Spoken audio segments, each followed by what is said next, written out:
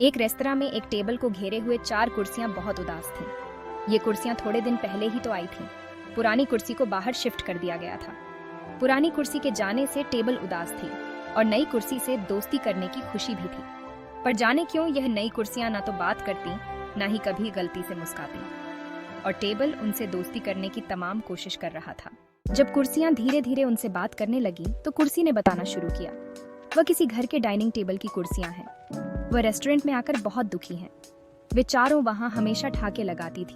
एक दूसरे को छेड़ना और एक दूसरे को चिढ़ाना उनकी जिंदगी का हिस्सा था।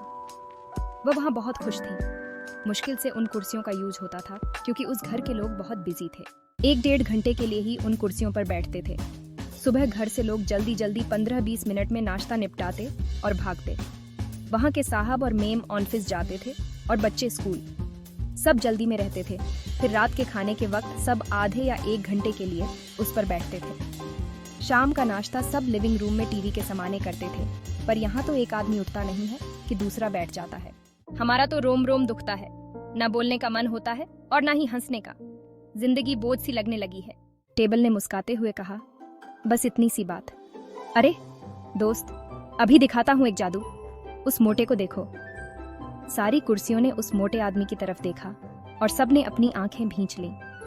थोड़ी देर बाद जैसे ही वह मोटा आदमी कुर्सी पर बैठने वाला था कि टेबल ने कुर्सी खींच दी। वह मोटा आदमी पीछे मुड़ा और कुर्सी अपनी तरफ खींची। पर यह क्या, कुर्सी फिर पीछे खिसक गई।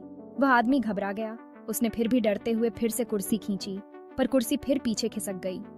अब वह आदमी बुरी तरह डर गया और भूत भूत चिल्लाता हुआ वहां से भाग खड़ा हुआ। उसके भागते ही कुर्सी के साथ साथ टेबल के ठहाके से पूरा रेस्टोरेंट गूंज उठा।